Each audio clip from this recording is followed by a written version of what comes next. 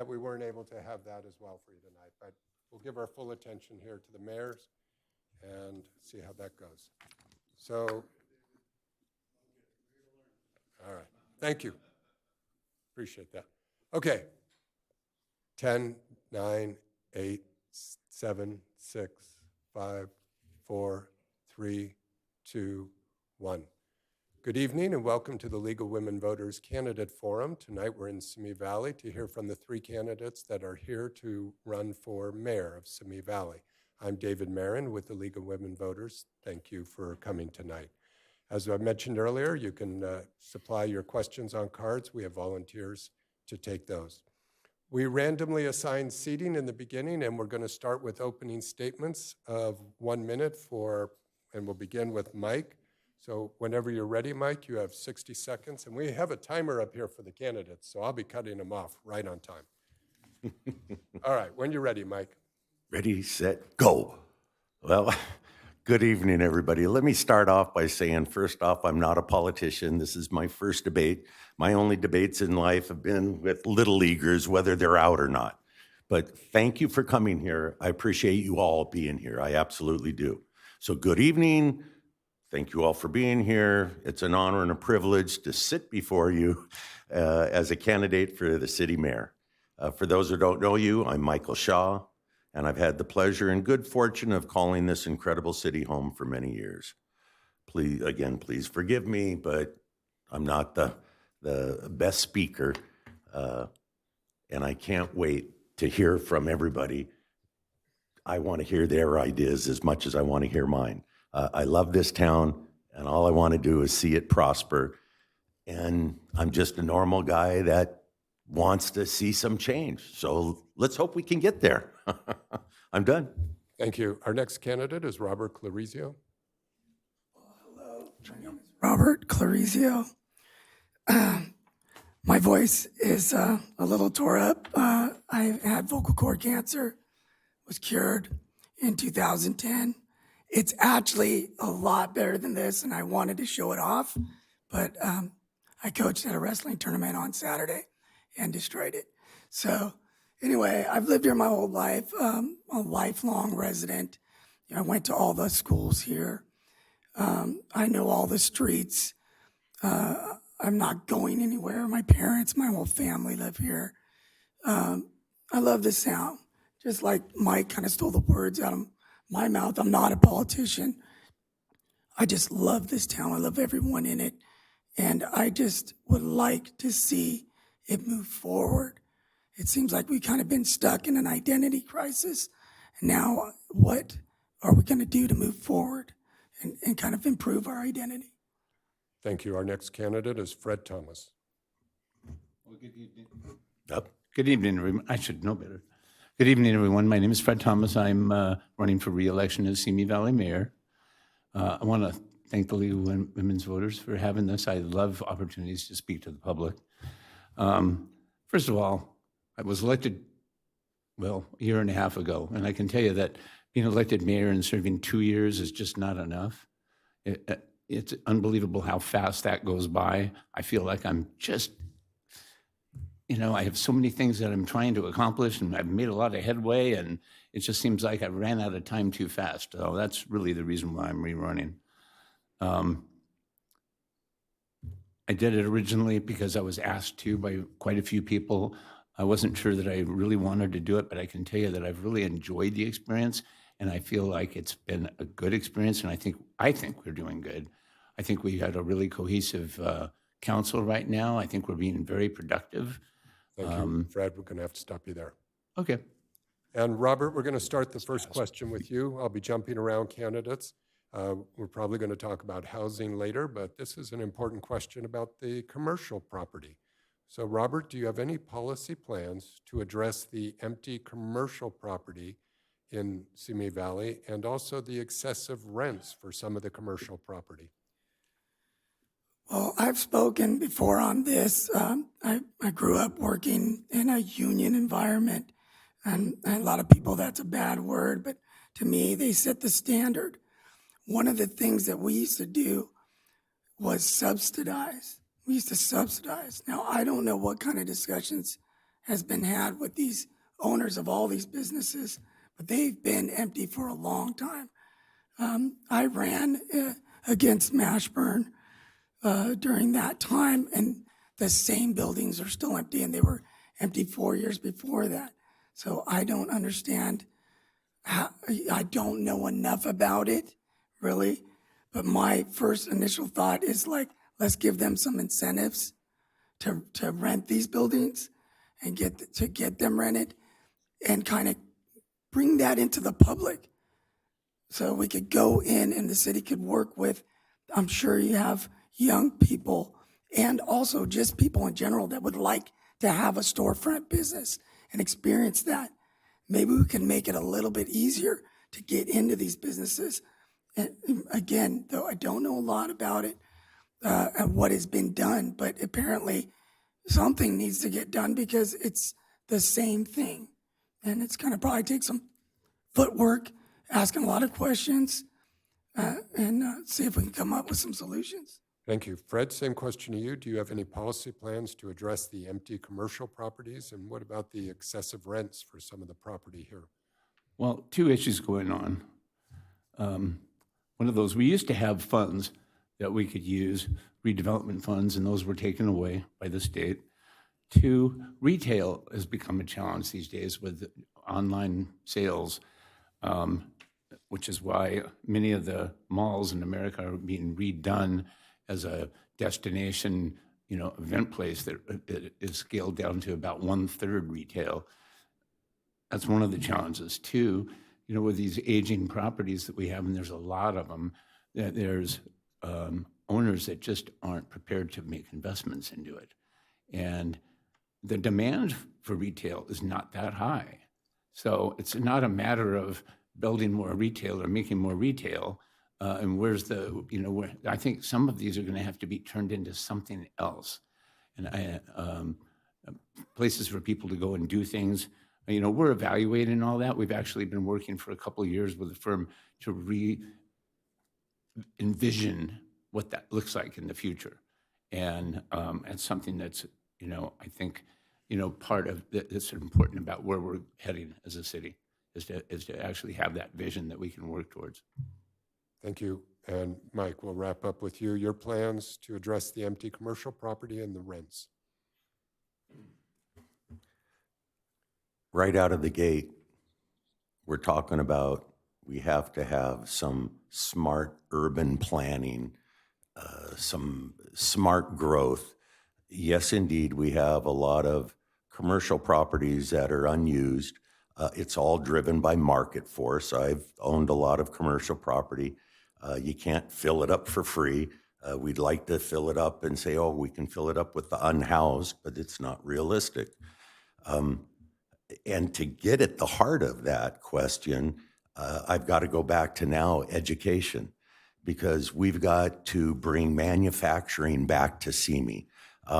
We need to be able to offer high-tech people, high-tech students that have the training in pharmaceutical industry or robotics, to where we can manufacture stuff here. Because right now, these buildings are sitting empty because everybody's left and we don't have anything to attract business any longer.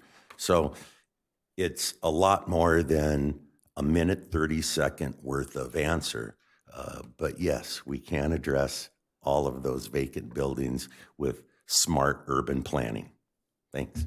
Thanks. Okay, Fred, we'll start with you on the next question. Share with us what you think are the toughest challenges that a mayor would face in Simi Valley, and what would be your goals if you're elected the mayor? Well, one certainly stands out. That's the town center.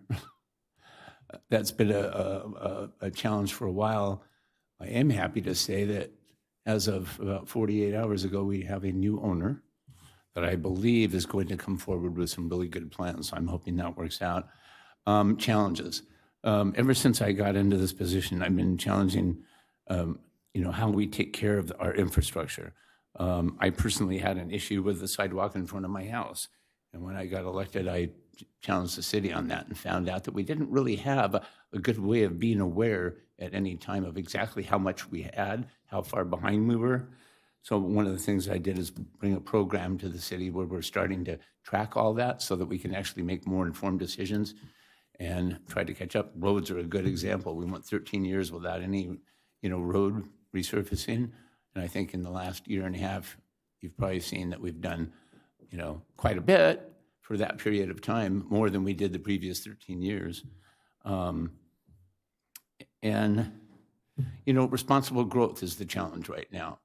We have not only a requirement, but a need for additional housing, but at the same time, we have many residents that don't want to see growth. So we're trying to find that balance, but we have to move forward. So it has to be, planned and.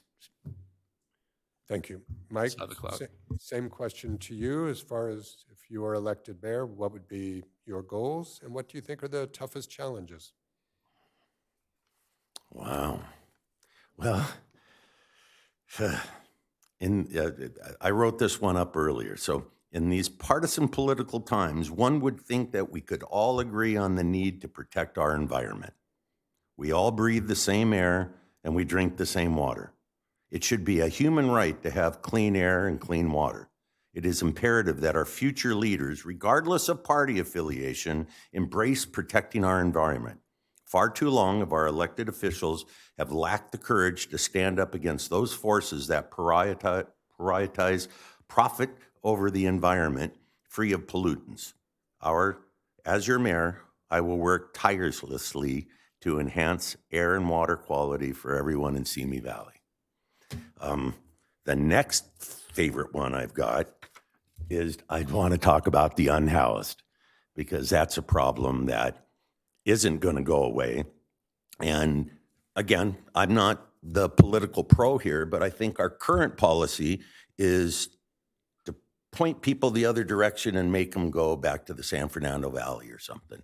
But when we start talking about the unhoused, then I'm going to move on to additional assistance, mental help assistance with our police force, because we ask our policemen to be psychologists and they shouldn't be. But I'm running out of time, so I'll let it go. Thank you. Robert, same question to you. If you were elected mayor, what would be some of your goals and what do you think are the biggest challenges? Well, these are the same things that were brought up years ago. And it seems like we always want to jump to all these great things we want to do on the surface. But Simi Valley was a farm town that I can remember. We paved over like dirt roads, and we just kind of didn't have any kind of engineering. So this town has problems with its infrastructure. We noticed that with our utilities, the water. We're adding apartments. We're adding high-density apartments now, industrial on properties where we had naturally occurring wetlands that we just gave up to build some industrial buildings over. And that's pretty rare for a valley that's landlocked like ours. So I would say, for me, I would really want to go in and take a look at our infrastructure, our failing grid. Here we are, we're proposing some high-speed internet. Fiber optic lines are buried at 18 inches. All your high-powered lines, they're buried over 4 feet. So that's something to think about. We got failing old electrical wires. So definitely infrastructure is a number one big one for me, and improving, again, the city's image. Have to stop you there. Okay, great. Thank you. And Robert, we'll stay with you for the next question. This is one about speed limits. There's a particular example, but I think speed limits are an issue throughout the city. As an example, on Bernard Street, it's a popular exit from the 118 freeway. They've lost a lot of pets because of speeders on that street, and it's only a matter of time with no sidewalks that something worse happens. So as a mayor, what can you do to help lower speed limits in those parts of the city where it's being abused? What's your position on speed bumps, speed humps, that type of thing? And with some of the growth coming in, such as the new Starbucks over there on Alamo, these are all things to consider. So share with us your philosophy of how you would deal with this very important issue. Well, I've been driving around these roads, like I said, for 57 years, and I'm teaching 4 kids how to drive on these roads. And Fred Thomas is right about one thing. We have not repaved some of these roads since I was learning how to drive. And it seems like we have been repaving roads, but the same ones, like right in center of town, you know? So, first of all, that's an issue. Really faulty roads. Bernard's a really rough road. If you're speeding down that road, it's going to bump your shocks and send you into a house. The houses are really close by there on that road. I'm not a big fan of speed bumps. One thing I noticed driving teaching my sons how to drive now, I taught my daughters already, is there's the speed limit signs. There's just not enough of them. And then when I think my son failed a test for going too slow, I didn't even know it was 45 miles an hour going up Sequoia between Sequoia. So if you guys are going to take a driving test, between Cochrane and Alamo, they expect you to be going 45 miles an hour or you fail for going too slow. So, but like I said, there was only one posted sign there at the very beginning. So more posted signs. Again, it's something that has to be looked at, better paved roads. Thank you. Mike, share with us your views about dealing with speeding around the city. What's your position on speed bumps, speed humps, and some of these areas where there's so much traffic? Well, you just hit a good one with me. For years, I have been complaining that when you get off at Cooner and you take Mount Sinai Drive, there's not one speed sign all the way to Yosemite. And when you make the left onto Cochrane and you come over the hill, over the freeway, and you come down into a 25 mile an hour residential area, still not one speed sign, not any speed control. And again, not a single speed sign all the way along Cochrane to Yosemite. So one, I can agree here that yes, we need some new speed signs, more speed signs. We need to replace the signs that are faded and old guys like me can't read them. It's funny, we all talk about the messed up asphalt. And the longest time I thought that's our city's speed control. With lousy roads, we're not going to go fast. So the city's kind of already taking care of it for us. Okay, Fred, same question to you about speed limits, speed bumps, speed humps. How would you deal with this? I'll agree that if there's places where speed isn't posted, that it should be. And, I'm actually going to look into that now. But I think the problem is driving habits. I think there's always been a problem with speeding, but I think that during COVID, it got worse. When there was less people out driving, I know it did on the freeway. They said the average, speed went from, 70 to almost 85, I think. So it's a problem. What have we done about it? Well, one of the things that I personally did was met with the chief, met with the city manager, and negotiated a way to bring our motorcycles back. I felt like that was a really important tool, especially around schools in the morning and problem areas where we have a repeated speeding. And we've also bumped up our officers that handle traffic. And I think that, at this point, all we're waiting for is 2 motorcycles. But, we are trying to target the problem areas, get them to spend time at the times of day and at the locations and where we see the worst, especially where there's repeated accidents. So, All right, thank you. okay. Mike, we'll start with you on this next question. It's an issue all around the county. We get this question all the time. But California's housing shortage is huge. So how can you help Simi Valley improve the situation, build the type of housing so that our young people are able to live here and work here? Well, the first thing I'd be doing is I won't give away city land. But that's another issue because we just did that a while ago. That being said, as much canvassing as I do around this town, and I ask everybody questions like, do you want to hook your sewers up, you know, in the unincorporated areas? I ask them about the housing.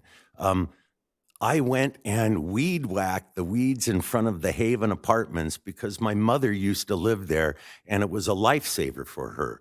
But yet I've heard ill talk about the Haven because it's low income. And it hurts me to hear that. We do need more low income housing, but nobody wants it in their backyard. Nobody wants to look at the extra fourth floor. So I'll agree that, yes, we need some better urban planning. Our city is close to meeting our requirement for our low housing requirement. So the only thing I can say to that is we need a lot more work because we've got a lot of people that are hurting right now and can't afford to even live in this town, and they're working like 2 jobs. Thank you. Fred, same question to you. What can you do to help alleviate the housing shortage and promote housing that young people who are just starting their careers can afford? Okay, well, our contract with the state was to add about 2,700 new housing units in Simi, and we're on track to do that right now. It has to be done the right way, and whether you're in favor of it or not, you know, we did have one unit at Tapo and Cochrane, Tapo and Alamo, where the contractor was unwilling to work with the city and ended up suing the state to force us to approve it. You know, we wanted them to work with us to try to make it more appealing to the neighbors in the area. But in the process of doing this, we're finding the right locations, the right places. So far, every single one of them have affordable housing elements. And we're going to be looking at another one next Monday. So I think we're on track to make a big difference. Thank you. And Robert, we'll wrap up this question with you. Okay, so I'm the son of immigrant parents. My father, small-time contractor eventually, in Simi Valley, trying to build on his own land. Man, I'll tell you, they fought that guy for like 8 years and then made him build like, you know, these huge lot houses, and he wanted to build a few more homes on his own property. So now, switch gears, fast forward, here we are. And it seems like the tables have turned for some reason.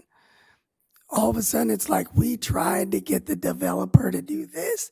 Wait a minute, we're the city. This development over here on Alamo, I'd like to see where everybody's going to end up parking because it's really dense.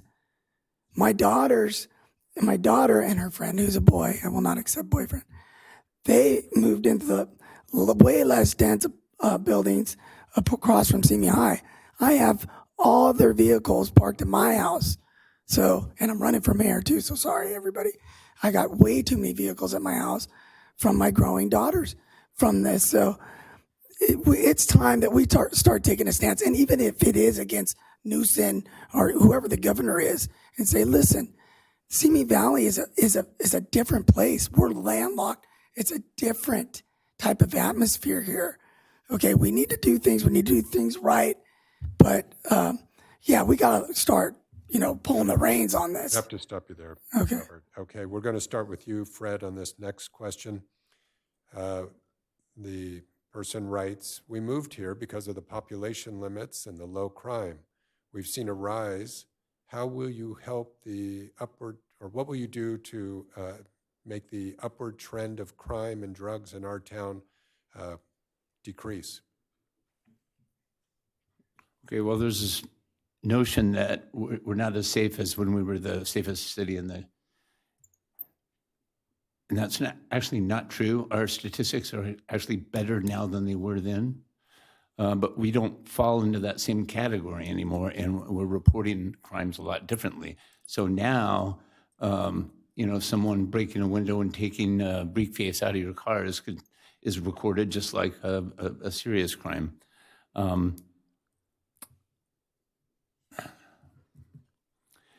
It's,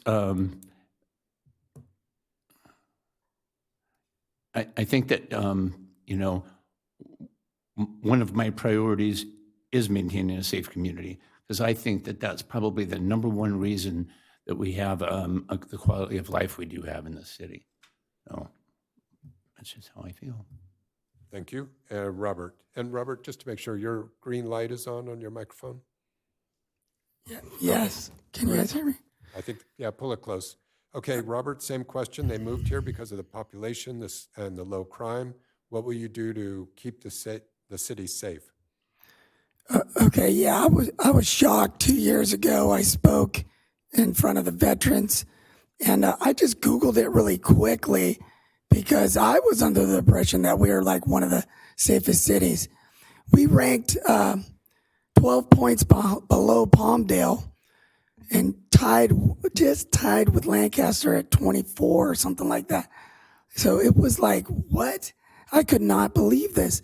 And like Fred said, it might be statistical deals or whatever, but that's just way, way off from what I was thinking we were at. So we need to stop living on this past laurels of like, at one time we were the safest city in the 80s and 90s. And that's a long time ago, guys. I'm a competitive person. I live in Simi Valley. I'd like to see our Simi Police Department be on top, you know? And that's part of the thing when I say, like, we need a better image. Listen, we have the Olympics coming here in 4 years. It's going to be right over the hill, right there. That means more money in our pockets if we have a marketable city. Airbnbs to every one of you here, you could market every person here. There's lots of things that we need to do. Stop with this past laurel stuff.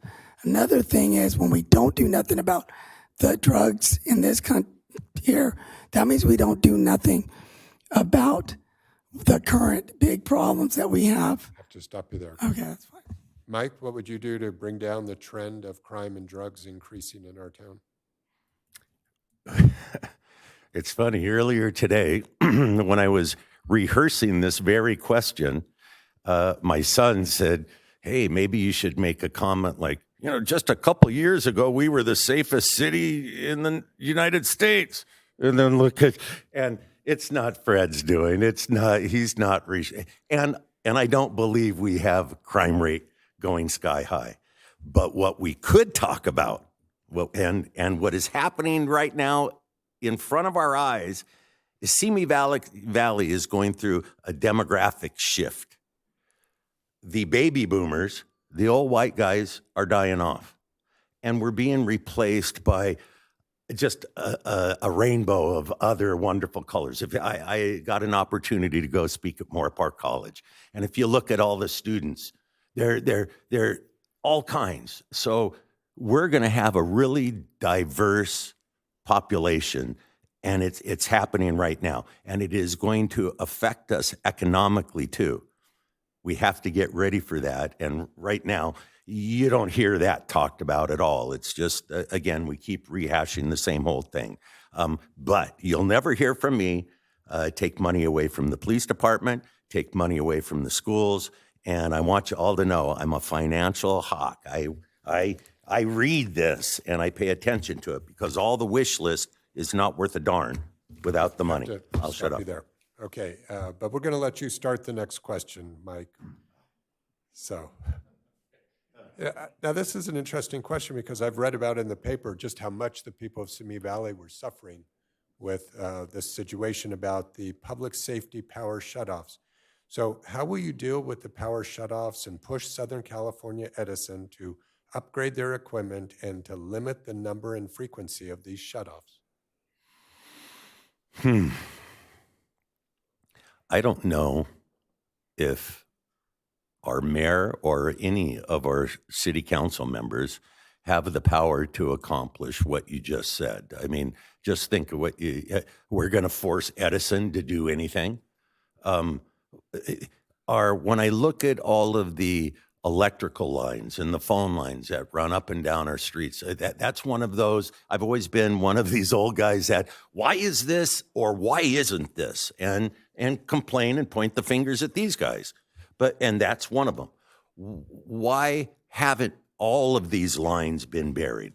And again, to his point, our infrastructure under our street is as old as I am. I'm sorry, it's old and worn out. So when Edison does put that stuff underground and we hook up our purple pipes to our water recycling plant, perhaps we can get Edison to, again, they won't have to shut off the power if the lines are underground because the wind's not going to be blowing and shorting the lines out. Aside from that, I'd certainly like to explore something where the city can help get all of us on solar panels on our house and promote that. Thank you, Robert. Same question to you. What would you do to deal with the shutoffs, and how would you push Edison to limit their frequency? Yeah, so in my real job, nobody likes me. Nobody likes when I show up because there's a problem and everybody's right. And so I'm used to that role of like, well, sorry, Edison, if you don't like me because I don't answer to you. I would definitely 100% start digging into the PUC codes and hold Edison accountable. This is their equipment. They want to do business in our city. So regardless of what they think, I would get to the bottom of it. Again, another benefit of being someone who's lived here my whole life. They started this years ago. As you can see, there's been all the poles are already prepped. They ran the service wires underground, but the high-rise lines are still there. Again, those have to be buried, though, at 4 feet. We're out here, and we've got a Texas-based company out here laying fiber all in the streets, 18 inches. Okay? So, like, you got to get past that to get down and get this stuff buried. These projects were started years ago when I was a teenager, but never finished. So something that would be revisited with me. Thank you. And Fred, we'll wrap up this question with you. What would you do to push Edison to limit the number of public safety shutoffs? Well, I think it's better that I just tell you what I have done. When we were dealing with that, I did reach out and was invited to go down because Edison was coming up with a whole new system for dealing with wind events. I went to their headquarters. I spent the day there. They showed me how they've added 3,000 monitoring stations, remote field units, and a whole command center with probably, 40 to 50 people working it every time there's a wind event. In addition to that, they're going out and hardening the lines, and they're not done doing it, but they've done a lot of them, and I can tell you that we've already had a reduction. But as a follow-up of that, I happened to run into the CEO of Southern California Edison that day, and we made plans and met for breakfast one day to continue that conversation. There's always challenges. I mean, the biggest one for them is how they're going to produce all the electricity that we need for electric cars, but that's a whole nother issue. As it is right now, we're looking at a need for a whole new circuit. And that's something that will be happening in the near future. But where these lines go down and cause these problems, these are the ones back in the hills. These aren't our local lines that are the problem. The problem is where the high electricity is traveling to the city. And that's why they're turning it down. Thank you. Turning it off. Robert, we'll start with you on the next question. Earlier, we talked a little bit about commercial property, but let's talk a little more about the economy and what can the city do to attract businesses, to retain the businesses that you have, and just to overall help your commerce grow. Well, again, that's what I was talking about. The city's it looks really run down. It's been run down, except for the center of town that seems to get makeovers here and there. It seems like we had promises. We just don't get enough. We built a skate park after years. It was promised years before, and then we paid tons of money for this skate park. And Moore Parks is it's superior. Like people all over the world know Moore Park. Now, Here we got 4 years coming. 4 years, we're going to have the Olympics in LA. Guess what's in the Olympics? Skateboarding, BMX. We promised a BMX track replacement. We have some of the best BMX racers in the world that come out of this area. We shoot ourselves in the foot by not doing those things. It's almost like it was already done for us. So in 4 years now, we could try to get an event here. And even if we couldn't get an event here, people come from all over the world to train. And that means Airbnbs. It means put us on the map for stuff like that. And that would attract a lot of business for us, you know. And so investing in our young people and investing in ourselves is the key thing, I think, moving forward. Thank you. Fred, what would you do to help spur the economy, attract businesses, retain the ones you have? Well, just a quick note, BMX track and skateboarding is Park District. But as far as that goes, you know, retail is dying. There's just not enough retail that's successful these days, but industrial is where the demand is. We can't build industrial fast enough for the need, and we have been wherever we can. We just don't have a lot of places to do it. But when we do, they're immediately taken, and they're providing more jobs and higher paying jobs. And I think that that's where the real potential for economic growth comes. As far as attracting them, you know, we're actually working on that. We've come up with a marketing program, and to the point that when we identify someone, I will personally go out and meet with them and let them know that the mayor will stand side by side and work with them through the process, because we do want people to come here, and we do work very hard at it. Thank you. And Mike, same question to you about how to spur the economy, attract and retain businesses. All right, well, many of you probably know me as a businessman from CME here, but prior to bringing my business to CME, I worked for the Los Angeles County Metropolitan Transit Authority. I had a vetted job. I was approved by the board. I was in charge, my department was in charge of all of the elevators and escalators for the entire MTA, all of the lines, all of the buildings. I had an enormous budget. And what I did with 80% of my time was collect data, analyze the data, and then write a budget. So when I say I'm a financial hawk, I know this book really well. And I've got all kinds of great ideas, but none of them can come to fruition if we don't have the money. But if we did have the money, the first thing I'd be doing is investing it into these streets. I didn't invest into our infrastructure. If you want to attract new modern businesses, you have to have good fiber optic. You have to have reliable power. You have to have good roads to get to the buildings. You have to have a trained and educated workforce to offer these businesses to attract them. So it starts with money, I hate to say, but the good thing about it is we do have a great little town. We've got a lot of good talent to draw from. We've got good schools. We need to invest in our schools, and we got it made. Okay. Thank you. And Fred, we'll start with you on the next question. Let's learn a little bit about what you do outside of the City Council and your work in the community. Tell us about your volunteering experiences. Where have you served? What do you do? And also, how would you encourage more volunteerism in Simi Valley? I believe that Simi Valley has more volunteerism than any other city that I've ever lived in. I moved here 30 years ago, and 30 years ago, I immediately got involved in the community. The first thing I did was go to a current councilman and said, I want to get involved in the city. What do you suggest? He suggested the Boys and Girls Club was a good place to start because they were in need of some people at the time that had business experience.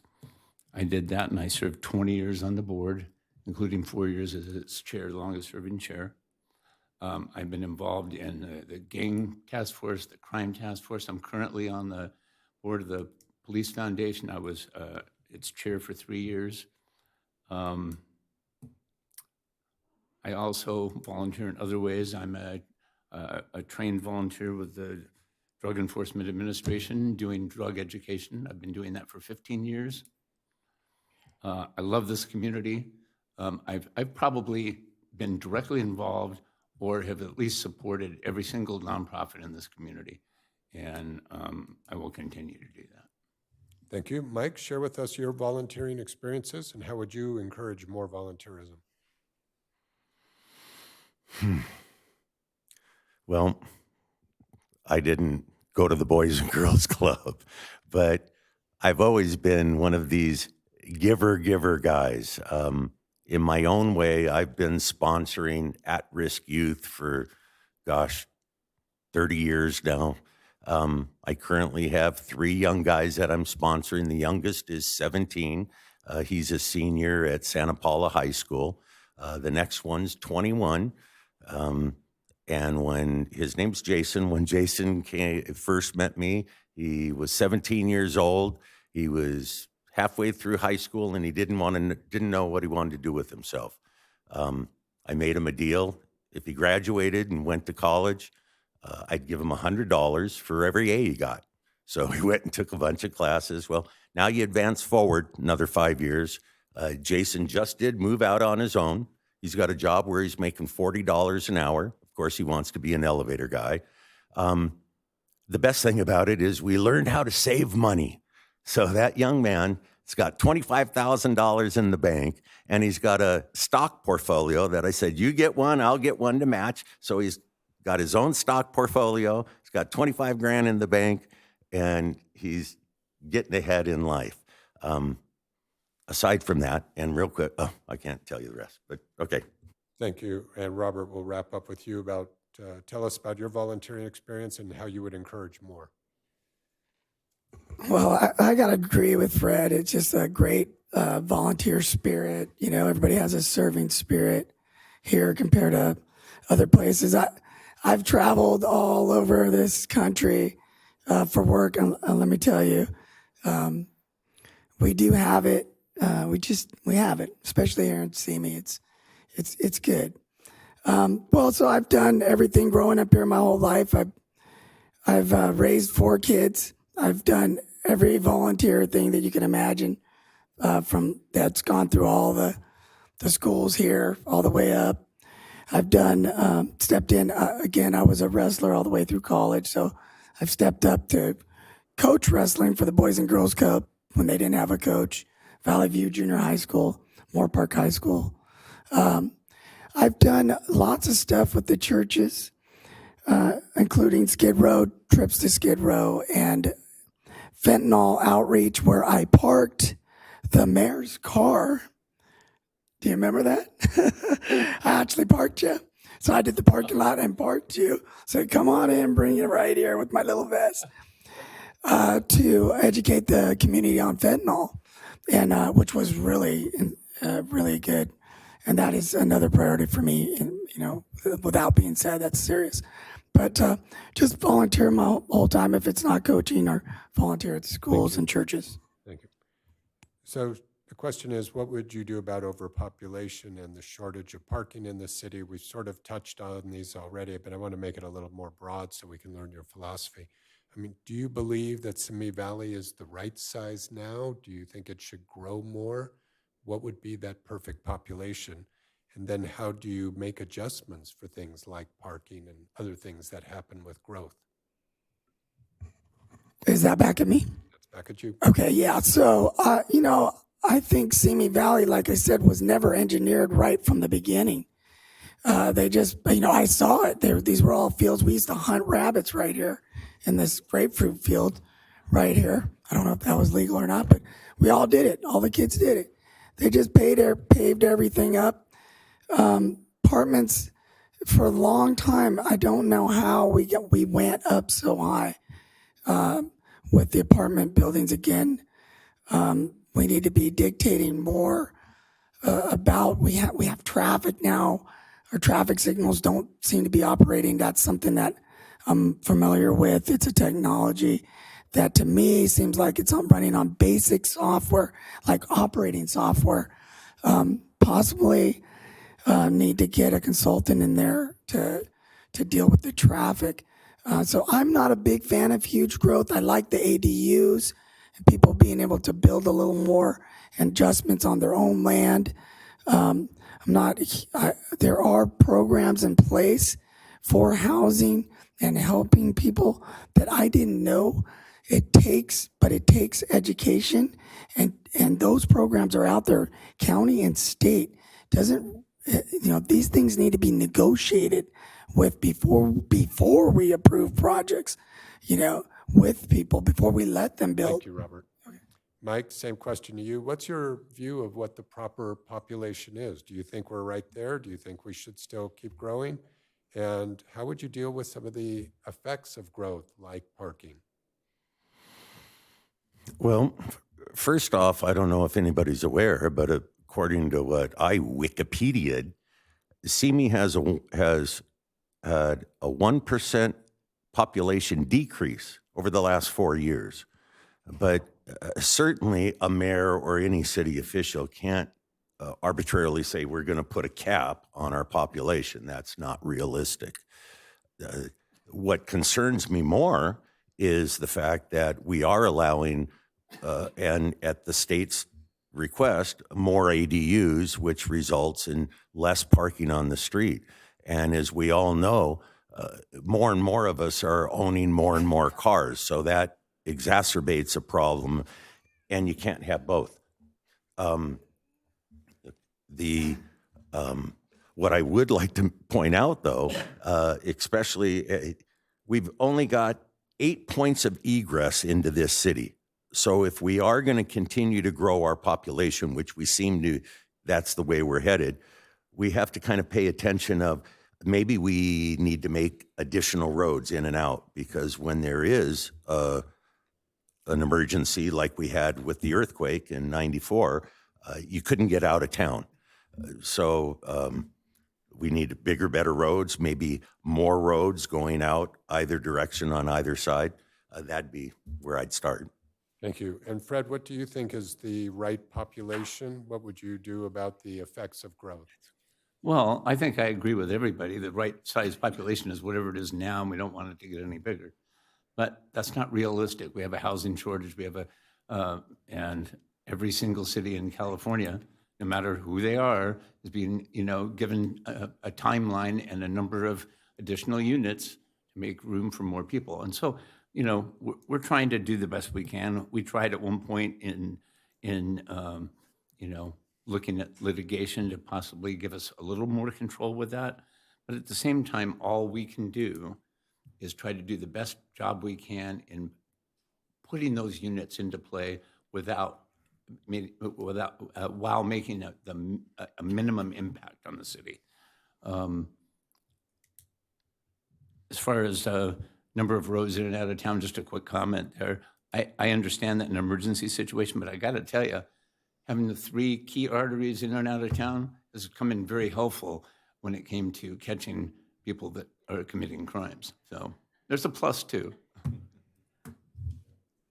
Okay, Mike, we're going to start with you on the next question. And I'm not sure that I understand the first one, but maybe one of you do. It's about Box Canyon. Is that a road that needs to come into the city? Box Canyon, are you familiar? Okay, so I'm going to give you 2, though, because you won't need 90 seconds for Box Canyon. So what would you do about bringing Box Canyon to Simi? And can we do something to have more activities for young adults, like clubs, create more clubs here in the city where they could go and recreate? 18 and older. Mike, you're up first. All right. Well, I appreciate somebody asking that question. That's great. I don't know if any of you know, but that's kind of where I come from to Simi Valley. My stepfather moved to the Box Canyon area, back in the mid-'60s. So when I was a little grommet, we'd come over the hill and create havoc in the east side of Simi Valley. Box Canyon's always been just a funky place, and it's most of Box Canyon lies in Ventura County. The tough thing about Box Canyon is it's so east in the county that it doesn't get much attention. And it too would be, one, it is a viable way in and out of this town. It's a major transit hub, even though it's windy and it's only a 2-lane road. Two, a lot of people live there and they need sewers. That is going to be one of my big issues of all these old, nasty septic tanks on all of these unincorporated areas of Simi. So, I would love to see Box Canyon added to Simi, these unincorporated areas added to Simi, and I would likewise love some kind of nighttime entertainment for young people. I know I'm too old to go to these places, but like right where the Macaroni Grill was, a nightclub, a nice place to take guests to. I'll shut up. Fred, same question to you. Your plans for Box Canyon, what would you try to do there, and what do you think about nightlife for young people? Well, Box Canyon, I wouldn't try to do anything. It's unincorporated. It's not part of the city. We really can't really do anything. I don't really know what to say other than that. Activities for youth. Back when I originally ran, I was at a meet and greet and had a young person say, what can you do? Can you give us an idea of what you can do to try to give us more opportunities to have things to do? I said, I would love to, but I can do better than that. How about you get a group of like-minded people together? I will sit down with you, let's come up with a business plan, and I will help you try to make it happen. Never heard back. But in the meantime, I haven't lost track of that. When meeting with the now new owners of the town center, I asked them point blank, what kind of element could they do that could be entertainment for even teens and young adults. And they're planning on a major part of the Women's Macy's being exactly that. So what they're going to do is they're going to change the makeup of the things so that there's 1/3 retail, 1/3 dining, and 1/3 entertainment. And they've specifically, the biggest point they want to do is entertainment that will be there for the youth and young adults. Other than that, yes, I Thank you. They deserve that. We'll stop you there. And Robert, same question to you. What are your views on how to bring Box Canyon into Simi and entertainment for young people? Okay, first I gotta apologize to Mike because I swallowed the cough drop. I was sucking on it so I could talk to you guys. Thought I was gonna choke there, but eventually it went down. So sorry about that, Mike, during your time you were speaking. So, this happens in Simi Valley. We incorporate parts of the city. Everything was, not everything, lots of it, lots more when I was younger was county. There was houses that my father developed and which entitled bringing in sewer, like you were talking, Mike was talking about septic tanks and improving that all those costs fell on my father as the developer to develop maybe 4 acres of land. He had to put in a road. He had to put in the sewers. He had to put in the street lights, the sidewalks, the street. So again, if we're going to be incorporating stuff, it's not wrong to ask more of the developers, instead of catering to them. If Box Canyon wants to be incorporated, let them bring a proposal. Kids, there is nothing for young adults to do here, teens to do here. So yeah, absolutely, that's a priority. Like Fred said, getting a group of kids together and sitting down and hashing out things that they would like to see. Thank you. So we're going to begin closing statements in just a moment, but a couple of quick announcements. One is this will be available on the League's website, LWV, League of Women Voters, lwvventuracounty.org. We should have it up there in about 48 hours. The city has also recorded it on their government channel, and they will be replaying this a couple of times, so you can watch it multiple times, as many as you want. I don't know the schedule for when it'll be airing, but I'm sure you can find that out from the city. I also want to take a moment to thank the volunteers that helped put this on tonight. From the League, we have Cheryl, Pat, Carol, Wayne, Ellen, and Kathy. And if you're interested in learning more about the League, it is open to men. I've been a member almost 20 years. We have a table out front where you can get membership information to learn more about us. So with that, we're going to go back to our candidates in the reverse order. They'll have 1 minute for the closing statement, and whenever you're ready, Fred, please begin. Okay, I'll try to fit some stuff in, so I'm going to talk fast. A few things about me. I have an open door policy, and I will sit down and talk to any resident about any issue that they have, and I will always listen with an open mind, because I truly believe that I'm here to serve the community. I also believe it's a nonpartisan office. And although I have my own views on things, and I know there's a lot of hot button topics on a national and statewide level, but when you're talking about the city, it's about it's about running the city. And I always try to make every decision based on the entire population. And last note, I just want to say I'm honored to have the endorsement of the entire city council, as well as the Ventura County firefighters and the Simi Valley Police. Thank you very much, everybody. Thank you. Our next candidate is Robert Clarizio. Okay, so what I'd like to close with is something that Fred talked about. He said this is not like a nonpartisan position. This is a nonpartisan position. And this isn't a race like you think, of a winner, a loser, a cheater, running a race. But this is a nonpartisan position, a job that needs to be filled. And you guys are the interviewers here today. And the most important thing about this is to decide, does the person here have the ability to be nonpartisan? It's important. This is super important. This job requires that.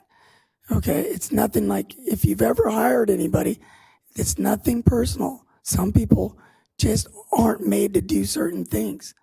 You have to find that the most important thing in a nonpartisan election. Thank you, Robert. And our next candidate is Mike Shaw. All right. Well, thank you for letting me be the last guy holding the thing. Real quick, I just want to get some wish lists out real fast. Like better bike lanes. We're a horrible town for biking, and biking's an important thing. We need to promote that. We need to maybe have a bike festival where we're mountain bikes and BMX and road bikes. Our public transit.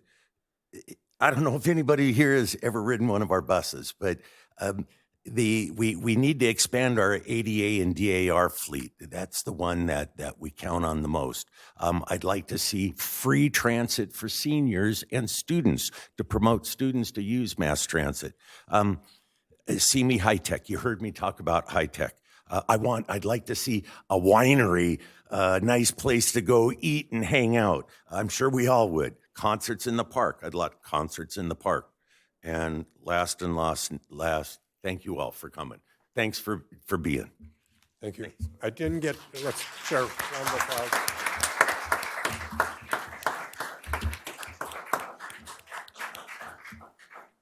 We had only a couple of questions I didn't get to. I'm sorry if I didn't get to your question, but thank you all for coming out tonight. And with that, we'll say good evening. Good evening.